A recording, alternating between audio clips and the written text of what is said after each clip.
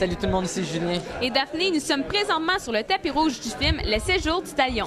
Un film mettant en vedette Claude Legault et Rémi Gérard, qui est basé d'après le roman de Patrick Sénécal. Et aussi une première réalisation cinématographique pour le réalisateur Pod.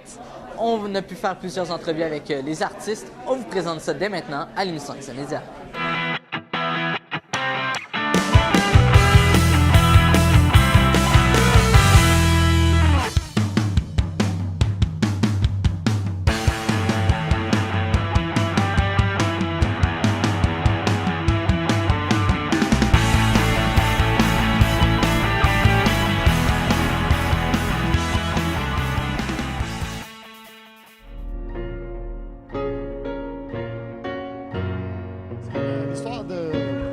Le personnage, c'est un père de famille, un chirurgien qui perd sa fille, qui se fait agresser, violer, tuer par un individu.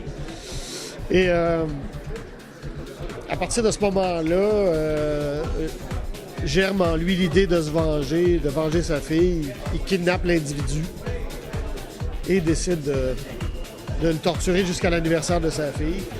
C'est un personnage, en fait, comme tu peux en avoir partout. On a tout ça en dedans de nous, cette violence-là, cet instinct de vengeance pour protéger nos enfants, protéger ceux qu'on aime.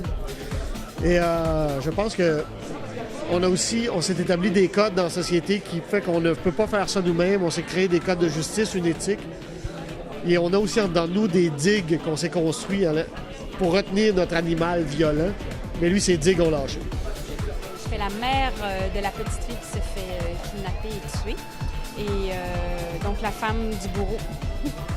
Le bourreau du criminel.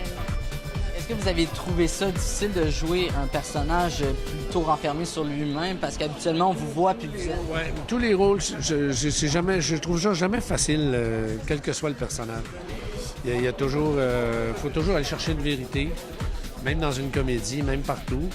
Des fois, on y arrive plus que d'autres, mais c'est un art, l'interprétation. Il faut être inspiré. Et des fois, il y a des moments magiques qui se passent. Mais en général, je trouve pas plus difficile de jouer un rôle dramatique qu'un rôle comique. Même, je dirais que le comique est plus difficile. Puis, en fait, l'histoire de votre personnage, c'est très violent, en fait. Qu'est-ce qu'il fait à la jeune fille? Puis, comment vous pensez que les gens vont réagir, en fait, à ce genre de personnage-là?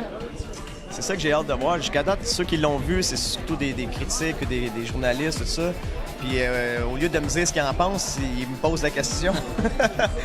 Fait que j'ai hâte de voir mes amis, le public en général. Je sais pas. Je m'attends à des fois me faire envoyer, dépendamment de quelle heure dans la journée, il va y avoir des moments où le monde va être un petit peu plus à l'aise de me traiter de pédophile dans la rue, je pense, en faisant leur comique ou de quoi. Je vais voir. J'ai bien hâte de voir comment que ça va se passer. Je sais pas. Je te jure, c'est pas moi. Personne n'approuve ce que tu fais.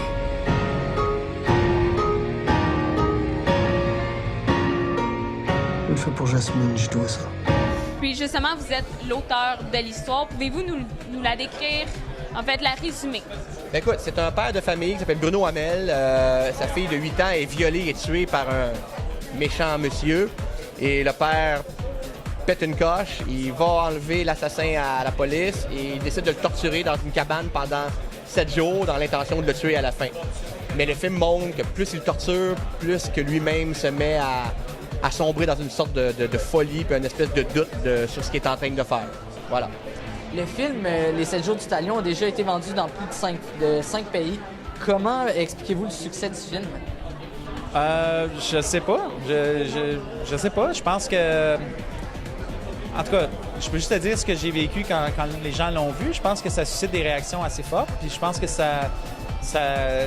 ils voient un peu la valeur de ça. Ils voient un peu la valeur de ce qu'on est en train de dire. Je pense, tu sais, on dirait qu'ils se posent des questions. Puis c'était ça le but du film.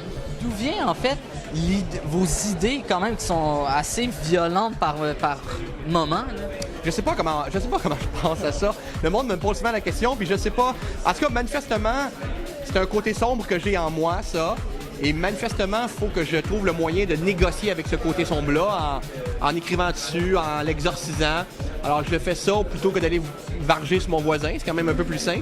Et je pense que ceux qui me lisent, ceux qui regardent les films tirés de mes romans, ça peut avoir le même effet. Il y a une espèce d'effet de catharsis, de thérapeutique là-dedans, je pense, à aller fouiller dans notre propre noirceur pour mieux la dompter, finalement.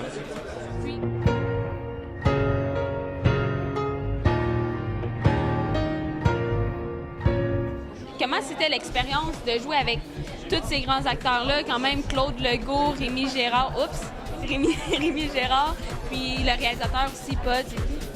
Ben, c'était vraiment... J'ai adoré ça. Je me suis amusée, là, ça se peut pas. Je pense que c'était le plus beau tournage de ma vie. Et puis là, hier, on va faire un petit aparté. Hier, vous étiez à Tout le monde en parle. Et puis vous êtes fait hypnotiser. Vous avez oublié même le nom du film ou le numéro du film. Qu'est-ce qui s'est passé au juste, là? Écoute, si je pouvais te le dire, je te le dirais. Je pense que ceux qui étaient là peuvent plus te le dire que moi. Est-ce que vous avez vu votre numéro, votre performance hier? Ou... Non, je l'ai pas vu encore. Ça me tentais pas de le regarder. J'étais pas très à l'aise. J'étais pas très bien après l'hypnose. Je peux pas dire que j'aimais ça. Ça fonctionne vraiment? Ben, ça a l'air d'avoir fonctionné avec moi. Moi, je me souviens même pas d'avoir... J'ai même pas l'impression d'avoir fermé les yeux, fait que... C'est weird, tu sais. Puis, à un moment donné, j'ai eu un moment de lucidité où je me suis dit, je suis sur le cul à terre, là. Je suis en train de regarder le plafond, je fais... Je sais pas ce qui s'est passé. Je sais pas s'il m'a suggéré des choses, puis il l'a tellement bien fait, puis je l'ai suivi. Je sais pas s'il m'a endormi. Je peux même pas t'expliquer la chose. Peut-être qu'un mesmer pourrait l'expliquer, lui, qu'est-ce qui s'est passé. Moi, il y en a, il paraît, sur qui ça marche absolument pas. Moi, je croyais pas à ça. Puis j'ai haï ça, ces affaires-là, en plus. Mais bon. Non, je l'ai pas regardé, j'avais peur d'avoir l'air d'une tarte.